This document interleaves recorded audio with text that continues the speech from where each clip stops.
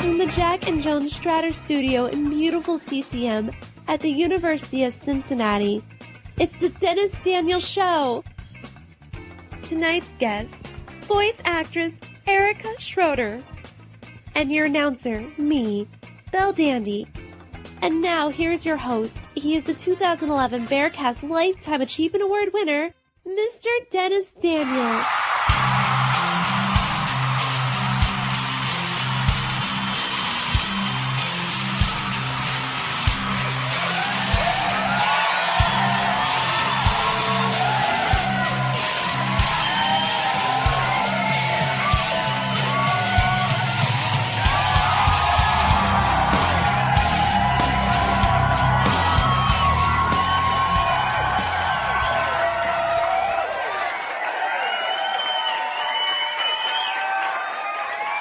Ladies and gentlemen, boys and girls, and children of all ages, you successfully synchro-summoned BearcastRadio.com's greatest talk show segment. I am talking, of course, of The Dennis Daniel Show. I am your host. I am the original summoner of the Black Rose Dragon. Well, no, I'm more of a horse, the Black Flame Dragon guy myself, and Bearcast Radio's Lifetime Achievement Award winner for 2011, Dennis Daniel.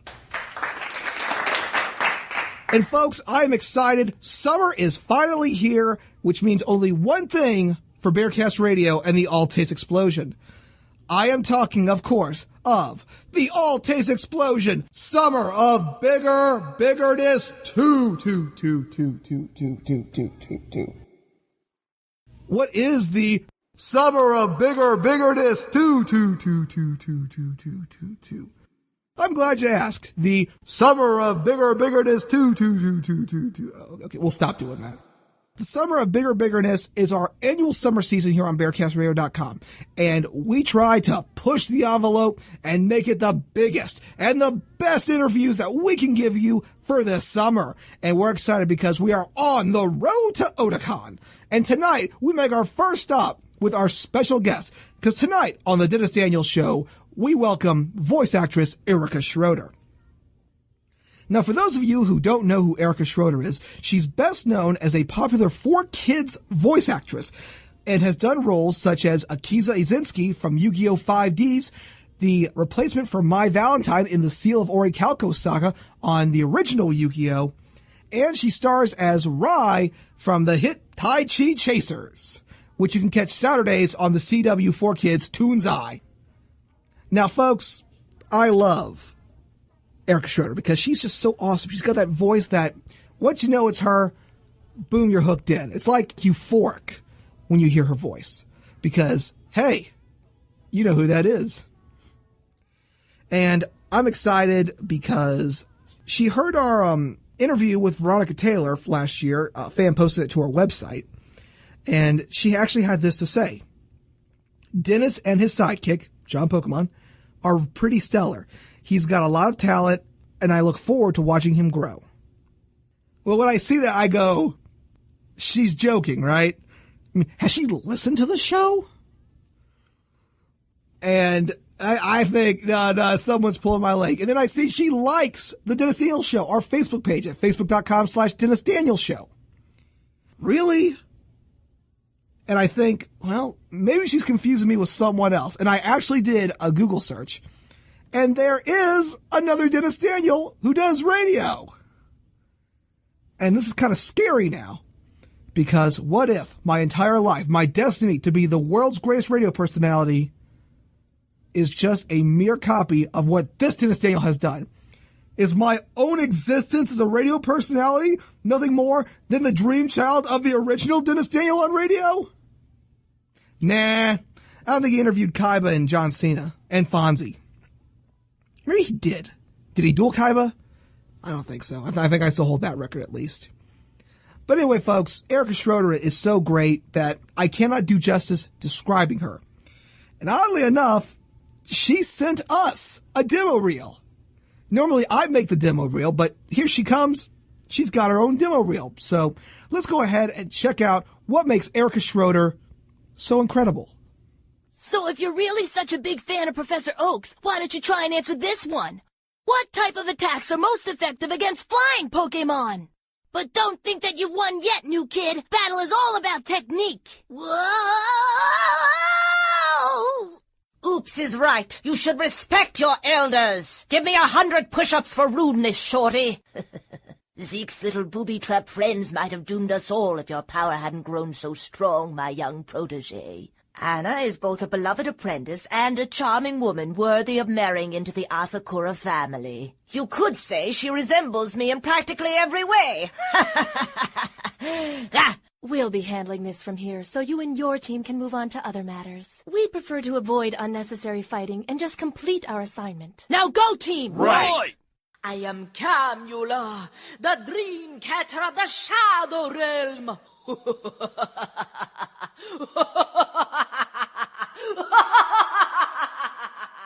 I know. Why don't we go to Ralph's house? His mom bakes blueberry pies and leaves them on the windowsill. I trust you all rested well. Today will be very challenging. You are about to learn the most sought-after sorcery in the land. How to turn your broomstick into candy. What do you mean? The real fun is just getting started here. We want to go to a spa. Take us to a spa, or else we won't leave. This is wonderful. Ding dong dash! Trick or treat! Yeah, this is the part where your dream ends and your nightmare begins. We're gonna whip you so hard when you wake up, your clothes will be back in style.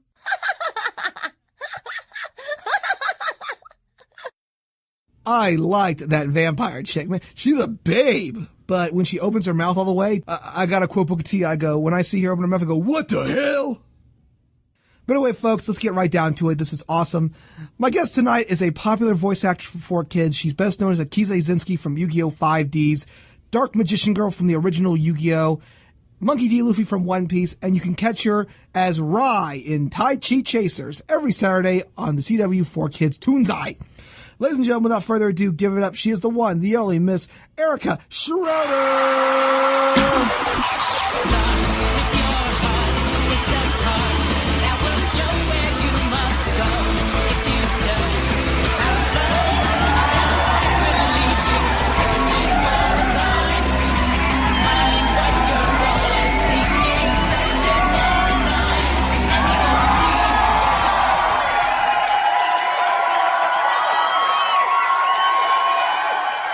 Miss Schroeder, thank you, and welcome to the Dennis Daniels Show. How's it going, Dennis? I can't complain, and I'm actually really excited to have you on the program. We've gotten a lot of requests to have you on. I gotta ask you one question. Mm-hmm. Are you serious, bro? I mean, have you listened to us? Honest, I have a confession to make. What? I thought your name was Denny Daniels. I thought this was the Denny Daniels Show. Well, no, that's my nickname, I think Denny. I may have to hang up and call him. No, what? No. There is another Dennis Daniel out there who's into radio, and that kind of scares me a little. So I was worried that maybe, you're mistaking me for him. No. I can give you his contact info, and you can talk to him about this, but... Maybe I could get a date with him sometime. Yeah, gosh. Yes, it's true. I know. I'm as elusive as Robert Denby. And no one even knows who the hell that is. Oh, gosh, yes. But anyway, again, this is truly a huge honor. You've been in a lot of great stuff, and a lot of the stuff when I was in high school. I mean, I could tell you every day I would watch Yu-Gi-Oh! And in the episode that you were in, of course, you played Mana and possibly the hottest trading card of all time, Dark Magician Girl. Okay. He is pretty hot. Little weird, but comes with the territory. Yes. But anyway, what got you interested in voice acting? I had always been interested in voice acting. I was a cartoon fan as a young girl, and I just loved to watch every cartoon that was on, and I liked to impersonate lots of them. And I liked to impersonate singers, I liked to impersonate comedians, and even as a young child, I developed some of my own characters and things like that, and I had a couple, dreams as a child. One was to be, on Broadway. One was to be a cartoon character, and the other one was to be on Saturday Night Live, but that was when it was good, so I kind of gave up that dream, and I kind of changed it to Mad TV, and I started doing improv sketch comedy and stuff like that, but that's like a whole other can of worms, and that takes years and years and years to perfect that technique. So I kind of decided to stick with what I know best, which is, regular acting for theater and acting for voiceover. So I don't know how to exactly answer that. I mean, I had my first audition at 4Kids for a show called Ultraman Tiga as the character of Reina, and I was really shocked to get it, honestly, because they didn't know I did all these, other voices and stuff, and they kind of cast me as my own voice, and it was surprising, and that kind of opened the door, and then, I started working with lots of different studios in New York, 10 to 15 of them for a couple of years, on and off, favoring certain studios at certain times, and then I got a voiceover agent, was working with Abrams artists. They're great, and I don't know, that's kind of how it all got started. That's a pretty cool story. I mean, well, you wouldn't want to be on Saturday Night Live now because, to quote a famous character, if you were on it now, you'd probably end up living in a van down by the river. I don't even watch it. I thought Mad TV a few years back, I mean, it's not on air anymore, but when Alex was on there and Michael, what's his name, who played Stewart, I thought that show was absolutely brilliant with that cast. I mean, just phenomenal. Yeah. Artie Lang on there, and Phil Lamar, and of course, a lot of them go on to do voice acting. I mean, Alex Borstein is Lois Griffin in Family Guy, and Phil Lamar's doing various shows now, and it was a pretty good show. I especially liked it when Frank Caliendo was on, because I just like Frank's impressions. He gets so many of them dead on, and it's so funny. Yeah, he's pretty amazing. So what kind of education do you have in acting? Well, my formal education from NYU, I got a Bachelor of Fine Arts in Acting, and I went to the musical theater studio for 3 years. That was called Cap 21. The concentration was in musical theater performance, but it was like a ton of dance training, a ton of acting training, and then as you got on in later years, there was more courses, designed specifically for musical theater. And I did that studio for 3 years, and then at NYU you have to do like a primary studio for 2 years, and then after that you can switch, or you can stay in an advanced in a particular studio. So I stayed in an advanced for 1 year, and then I decided to go back to my other love, which is Shakespeare, and I went to the classical studio for a semester. And that was pretty much just all Shakespeare. And it was great. I got to play Viola in Twelfth Night, which is like one of my favorite plays of all times, and I had done Olivia in high school, so it was very cool to do all the same scenes, but the other character. That was a very, very cool experience. And then my last semester I did in film and television, just because I really wanted to I never had a taste of that, and I wanted to see what that was like and what that felt like. So, that was my formal education. That's pretty cool, doing all that cool Shakespeare. Alas, poor York, I knew him. Well, not really. I knew him well. I didn't know him that well. Didn't know him on a first-name basis. BearcastRadio.com. This is the Dennis Daniels Show. We've got voice actress Erica Schroeder on the air. Now, how do you prepare to audition for a role? Well, it depends on the role and it depends on the medium. What would you say it's for? Theater or for... Well, let's do voice acting, since this is a voice acting talk show. That makes more sense, doesn't it? Yeah. It depends. Sometimes, I auditioned for this pilot called The Moodsters that I don't think has been picked up yet, but what a great show for like 3- and 4-year-olds, teaching them about their emotional life and kind of how to control their temper and things like that. That one, I got the script in advance, and I was able to, work on it at home and think about what I wanted to do and how I wanted to present the character. You think about your personality, the personality that's coming across in the writing, and then you also think about how to best manifest that in a voice. If this character is melancholy, the voice might be a little bit lower and a little bit wavering and things like that. So, and then sometimes, most of the time, 90% of the time, You walk in and you get sides in a waiting room. Sides is slang for a portion of the script, in case anybody didn't know that. And you're seeing that for the first time, and you audition like maybe 5-10 minutes from then. And unless you want to be thought of as completely insane, you're not rehearsing anything out loud. And also because it would be annoying to the other actors waiting in the room. But you're pretty much thinking, what voices do I have in my back pocket? How can I modify them to fit this character? And then you also think, what's my first instinct? And then what would my second instinct be in case, director or the producer is not really into that idea that you have,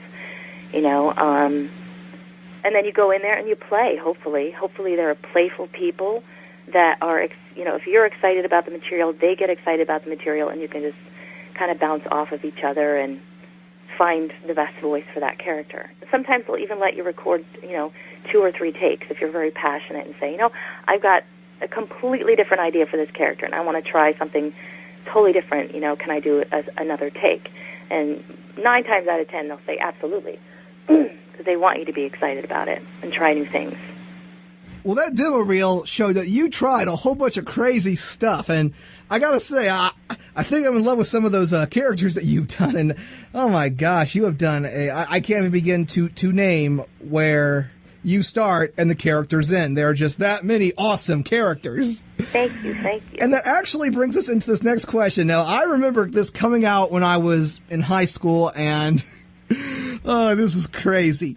One of your best-known earlier roles was Monkey D. Luffy in the 4Kids dubbing of One Piece. What was it like working on the series? And if you have seen it, what do you think of Funimation's redubbing of the series? Okay. Wow, a lot of questions.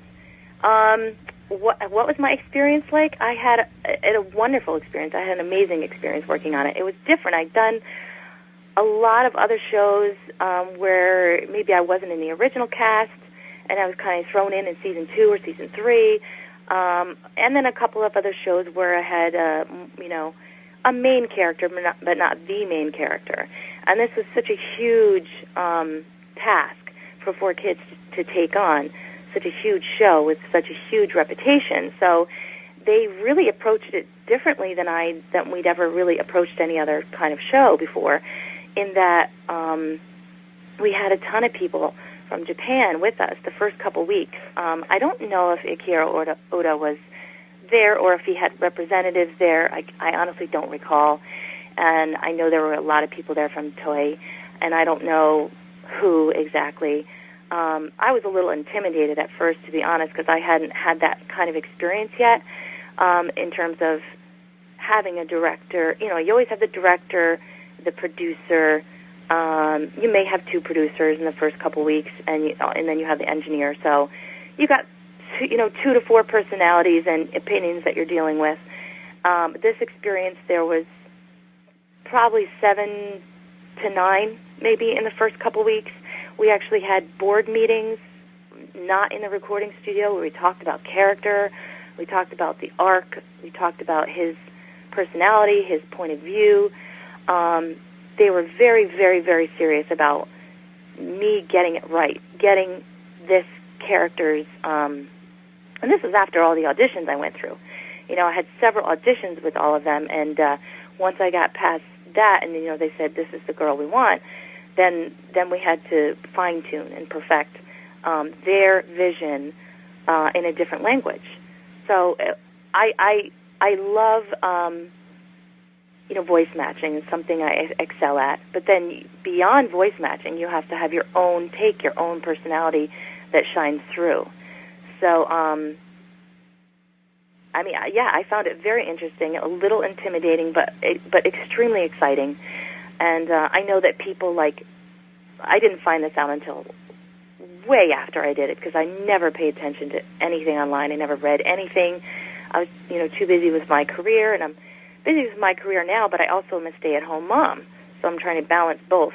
So I have more time to interact with fans and find out what they're thinking and what their point of view is, and if they like a show, if they don't, and what their reasons are.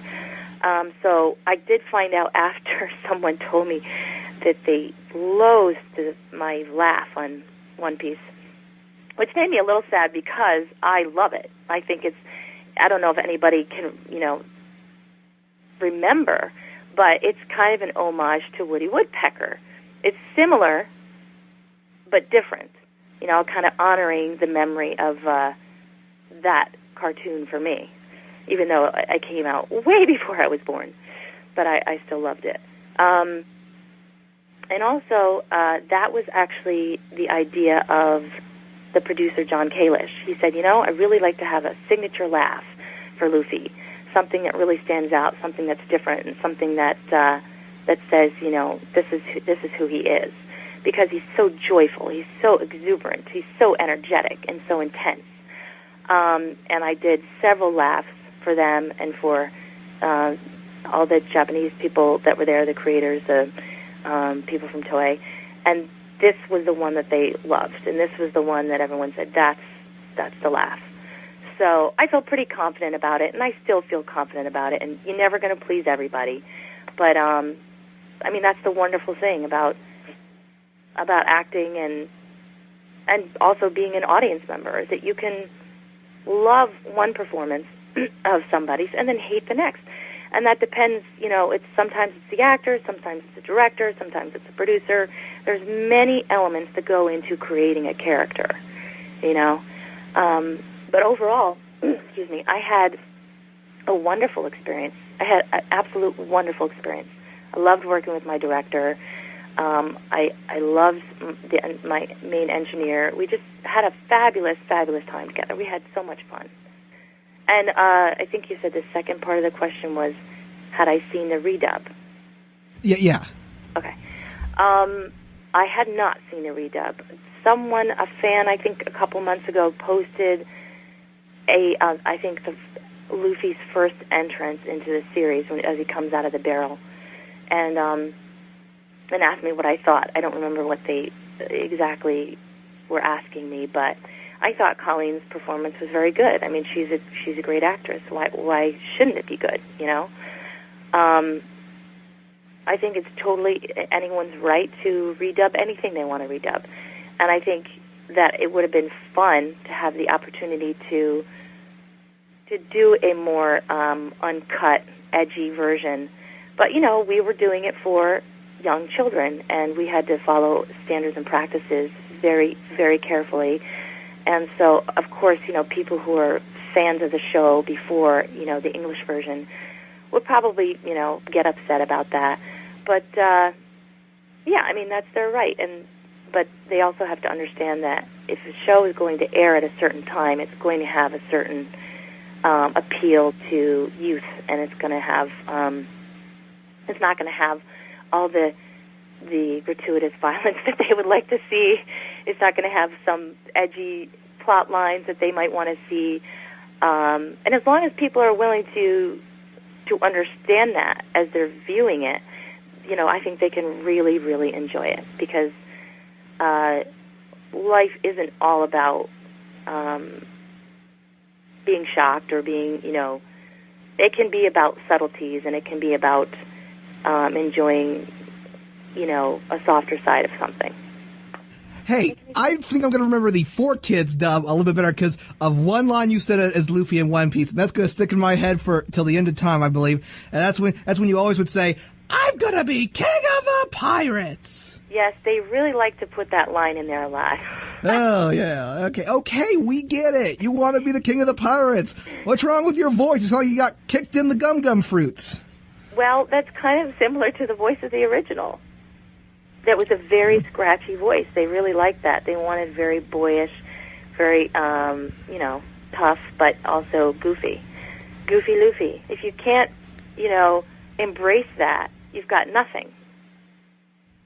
He's joyful, exuberant, goofy. And he's an actual rubber band man. Yeah. Rubber band man, get down! Okay, well, you're also best known as Akiza Izinski, or Akiza for those complaining about dubs, in Yu-Gi-Oh! 5Ds. What was it like to voice her, and what do you think of her character? I think her character is immensely intriguing because she starts out like, I was experiencing the character in real time. I did not look up anything ahead of time to see where her arc went to. I think that's one of the cool things about not doing a play and not doing a musical is you can experience a character in real time and not play, I'm sure you've heard of the term foreshadowing. You can't really play the end if you don't know what the end is, which is very exciting because you have to stay in the moment, and that's one of the things that directors and really, really want from you to play in the moment, to be in the moment, to not be thinking about the next scene or the next, someone's mother dies and, 2 scenes from then. You can't really, unless they want you to foreshadow that a bit, you really have to stay in the moment. So that was one of the cool things about voicing Akiza was I was able to be in the moment for every episode.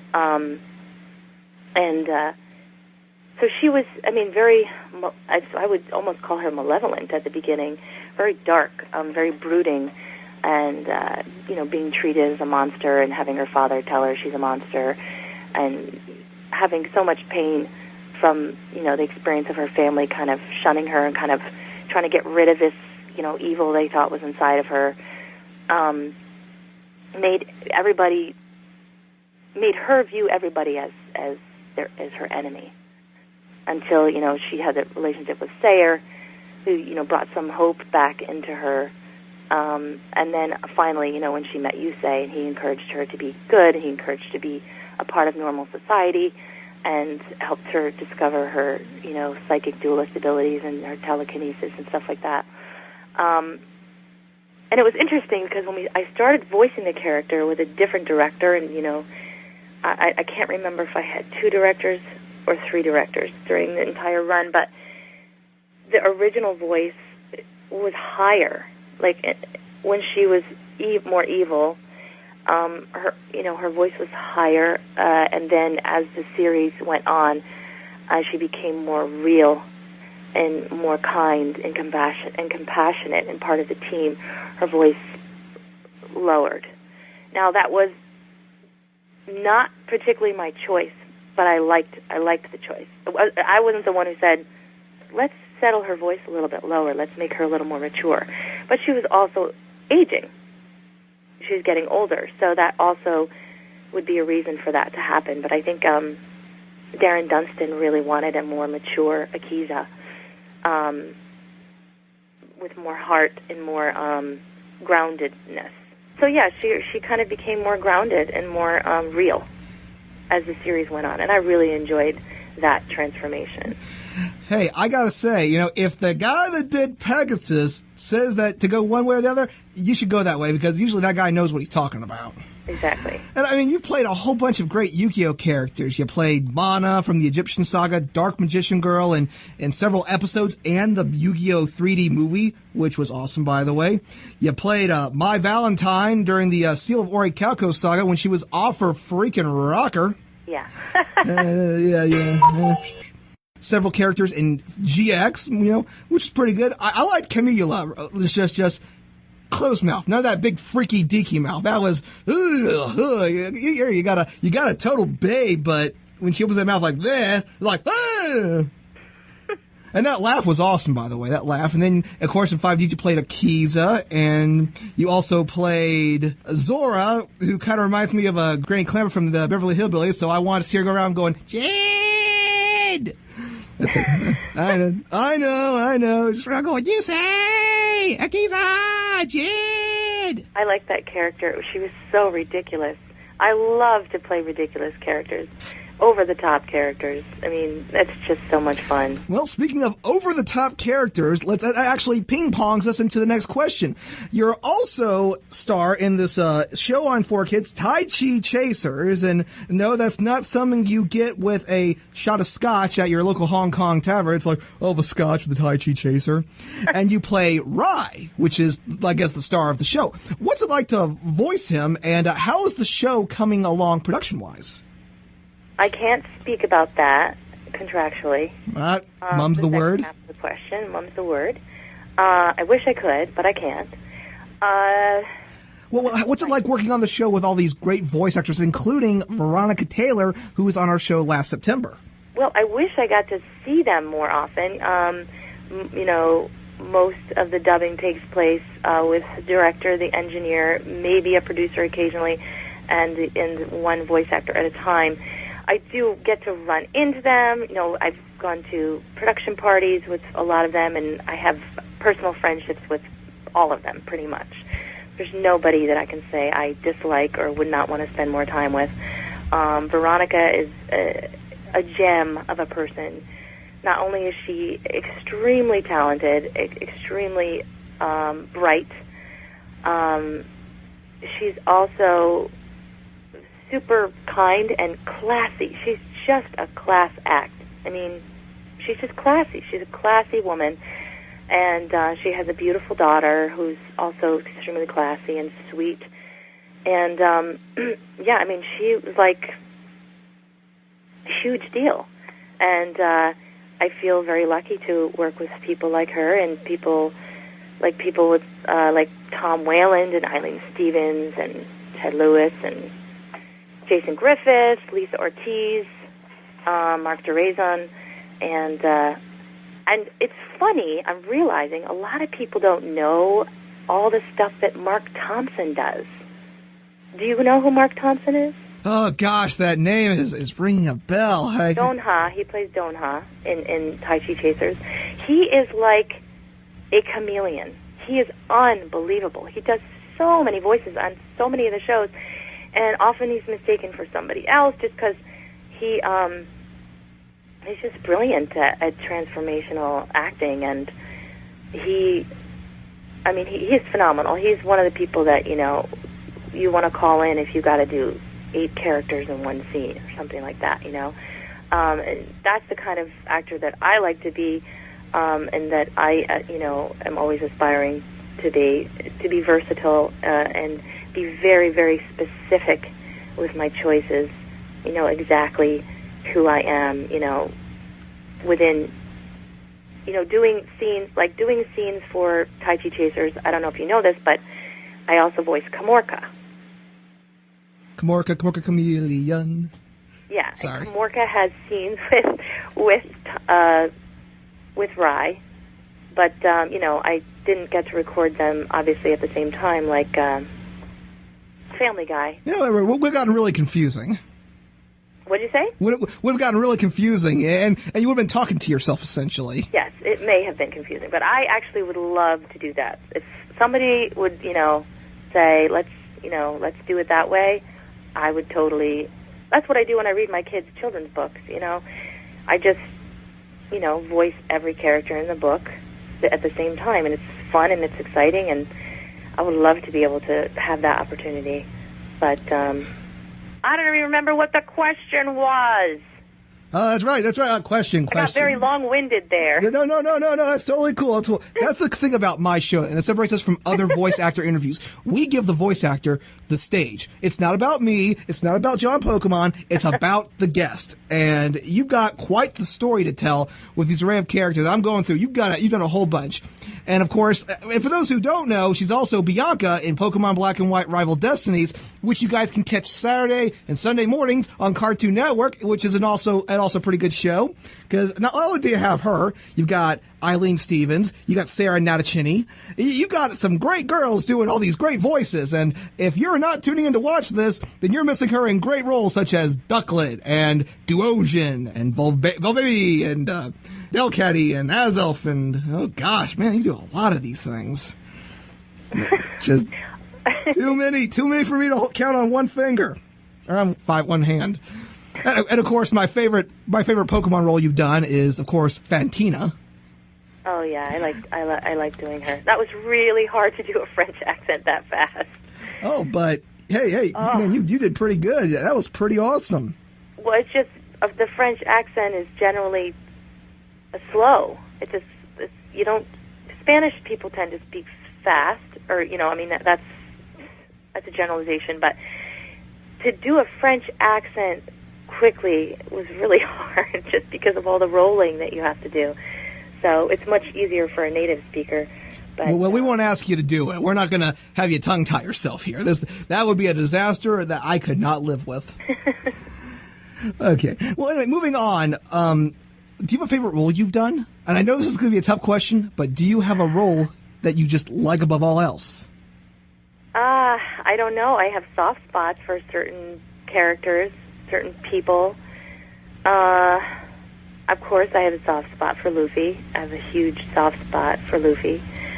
Well, don't give it up, Erica. Dreaming. Don't give it up, Dennis. Dreaming. That's another thing. That theme song is just catchy. You know, I know Vic Mignogna sang the Funimation one, but that Dreaming. Don't give it up, Luffy. Na, na. You know, it's the name of the treasure in the Grand Line. Yo. One of the guys who worked there sang that.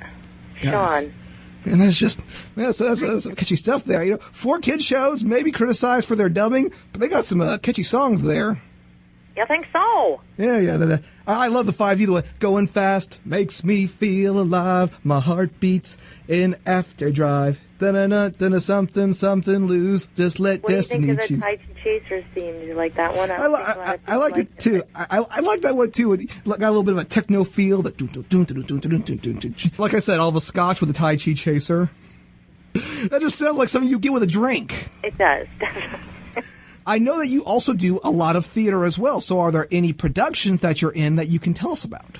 Well, I'm not in any productions right now, but I leave tomorrow. This is really crazy, hectic time. I'm so glad that we finally got to have this interview because we've been kind of, I don't know, flirting on Facebook about it for... Angry Burden? 6 to 12 months now. It's been a long time coming. But, and we're getting it in just in time before I leave town. I am going to do a show called My Mother's Lesbian Jewish Wiccan Wedding, which is a fairly new show, still kind of being developed, and it's always awesome to get in on the ground level of a show, because then you can really help develop it and put your mark on it, and you don't have to be adhering to someone else's previous performance.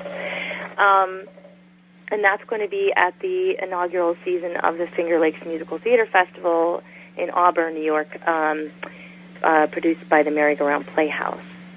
And that'll be, I think it's opening July 5th and closing July 28th, I believe.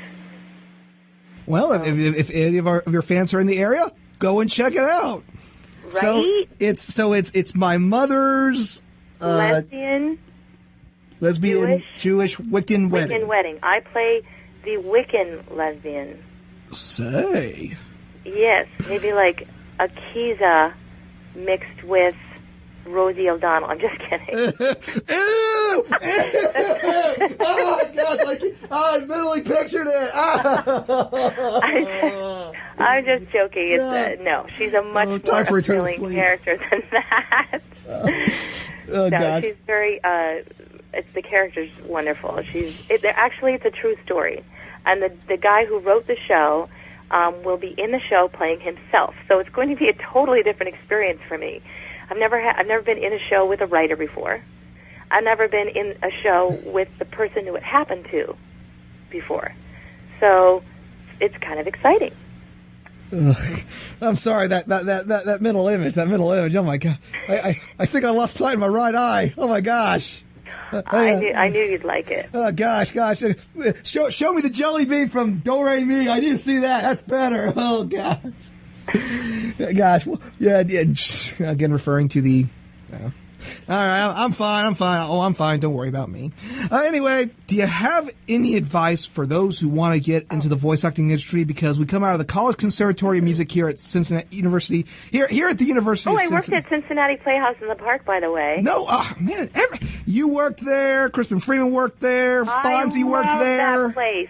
Can I tell you? Please tell it. Please tell us. It's freaking amazing. If listeners have not gone to see a show there, you're crazy. It won the Tony the year that I was there. And, part of that Tony Award was seeing the production that I was in that year, Hiding Behind Comets by Brian Dykstra.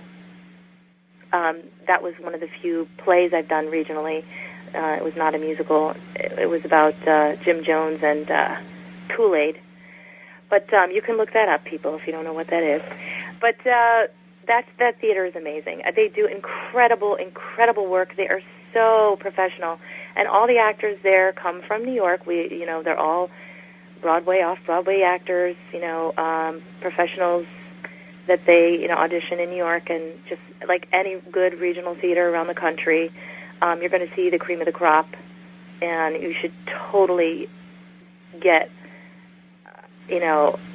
a subscription and just go see a whole season of stuff there. And as far as advice to young actors, I would give a couple of things. I mean, there's different sides to the business. Know the business side. That's really, really important. And definitely do a demo or, develop your characters. I'm talking if they're going to be going into, anime acting or cartoon acting or anything like that. That's the specific advice I'll give now.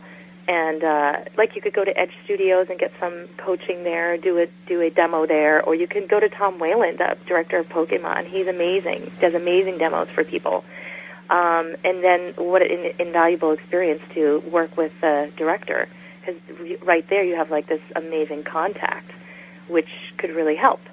I really don't know how to tell you how to get a hold of him, but I'm sure if you tried hard enough you could. And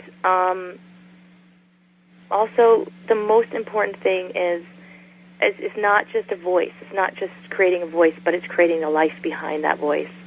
And you can't really become a really good voice actor, I think, without some formal training.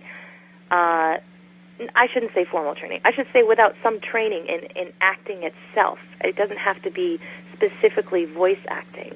A lot of voice actors are also musical theater performers or straight play theater performers. Some of them are not. But I'd say 95% of them, went to school for it, studied it, learned, everything they could, soaked up everything they could. And the last point of my advice would be to make bold choices. Make specific choices.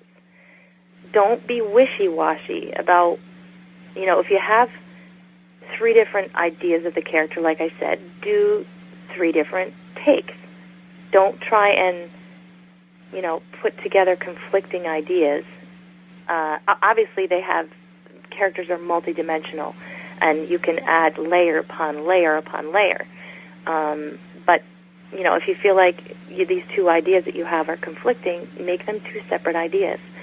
And, most of the success that I've had in theater acting and in voiceover acting is by being very excited about the choice I've made and looking at it as an opportunity to perform as well as an opportunity to audition. Because if you're not entertaining the person, beyond the glass or beyond the table, then you're not.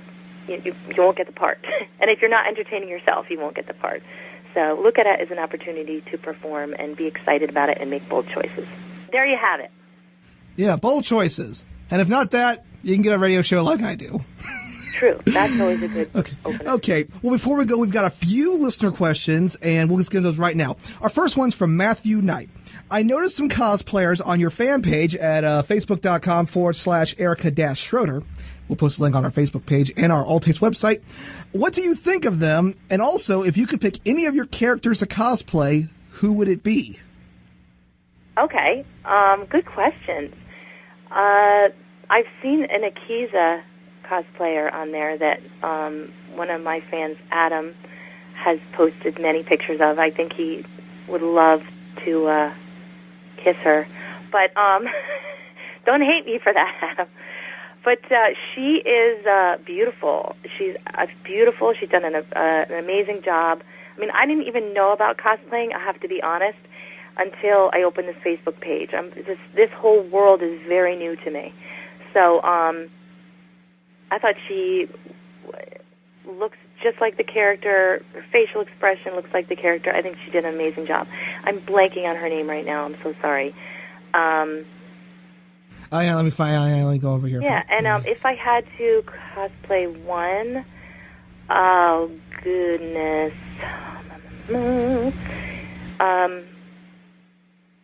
Will probably be Akiza or Emma Frost. For those who don't know, she was Emma Frost in the moving comic book Astonishing X-Men, which was awesome, by the way. Thank you. I'm not a big fan of comic books, but, doing moving comic books like that, that's actually a unique concept.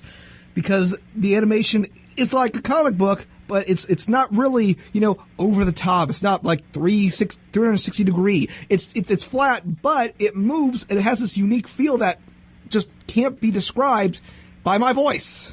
It's very cool. It was very cool working on that. Especially, knowing that Joss Whedon wrote it. And, that was a very cool experience. Totally different than other kinds of dubbing. It's so cool that you get to do all these different varieties of voicing, whether it's doing the theater, whether it's doing anime, whether it's doing the Astonishing X-Men comic. You're getting these world experiences.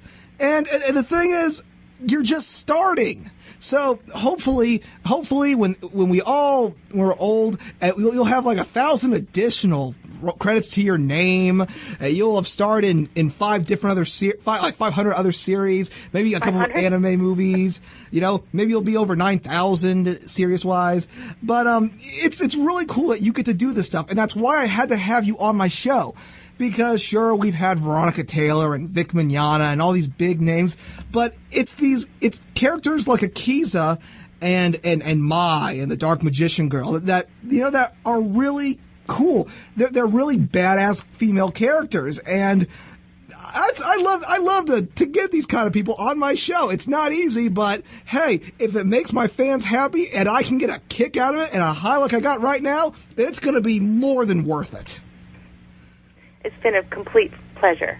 All right, one more question, and this is kind of important. Adam Fisher asks, are you a faith shipper? By that, she means pairing Yusei and Akiza as a couple.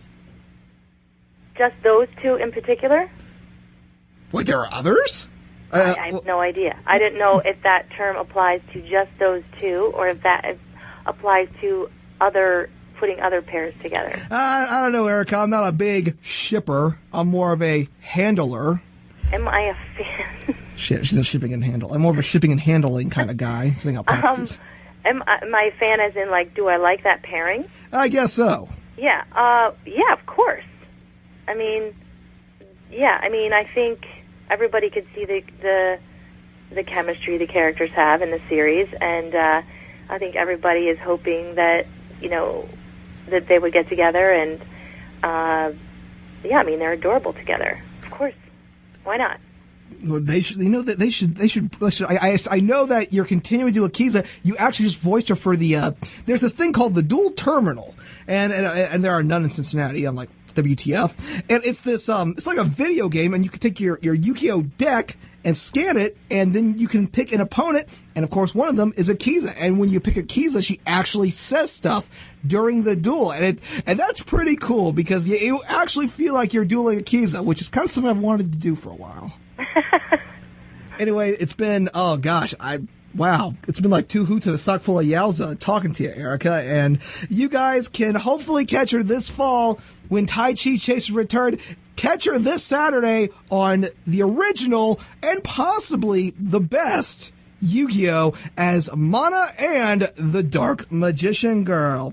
Erica, I gotta thank you so much for being on the show and for doing all these awesome characters, and hopefully down the road we can have you on and we can do a more thorough and in-depth interview. I know you're getting ready to head out on the road and travel to my big fat mother's lesbian Wiccan fat Greek Pokemon anime wedding. I'm kidding. Guys, if you're in the area, check out Erica's My Mother's Lesbian Wiccan Jewish Wiccan Wedding. And we'll have a link to all that on our Altered Explosion page. Erica, thank you so much for being on the show. Thank you so much for having me. And until next time, boys and girls, this is the Dennis Daniel Show saying, hey, look, a black rose. Ow! Pricked my finger.